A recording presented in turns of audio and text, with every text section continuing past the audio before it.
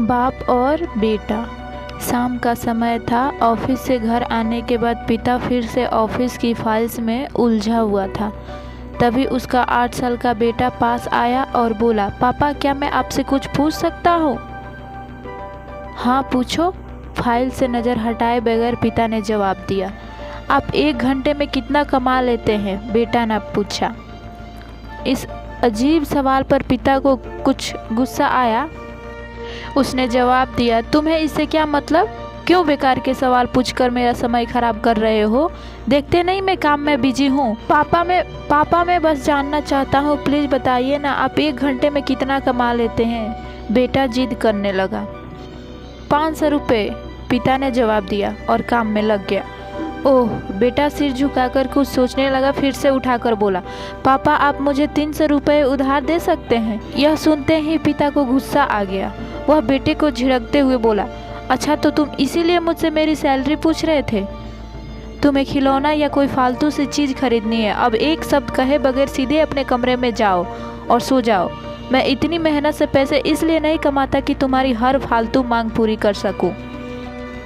बेटे का चेहरा उतर गया। भारी कदमों से वह वहां से चला गया। पिता कुछ देर तक तो बेटे की बात पर नाराज रहा, फिर काम में लग गया। काम खत्म होने तक उसकी नाराज़गी भी खत्म हो चुकी थी। अब उससे बेटे के प्रति अपने खुद के व्यवहार पर दुख होने लगा। वह सोचने लगा कि हो सकता है बेटे को सच में किसी ज़रूरी चीज़ के लिए 300 रुपयों की ज़रूरत हो। वो वैसे भी हर समय पैसे नहीं मांगता। वह बेटे के कमरे में गया, देखा बेटा बिस्तर पर लेटा हुआ था। उसने पूछा, सो गए क्या? बेटा तुरंत उठकर बैठ गया और बोला, नहीं पापा मैं जगा हुआ हूँ। बेटा मैं काम की वजह से परेशान था और मेरा काम का गुस्सा तुम पर निकल गया। मुझे तुम पर गुस्सा नहीं करना चाहिए था।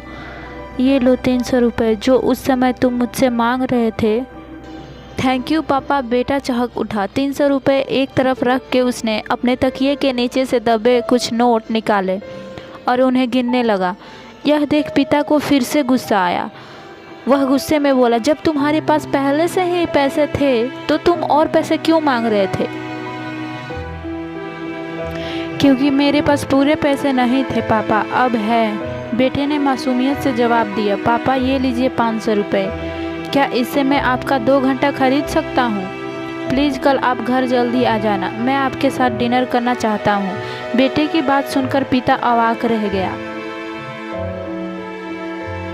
सीख, हम पैसे कमाने के लिए इतने ज़्यादा व्यस्त हो जाते हैं कि हमारा परिवार पीछे छूट जाता है।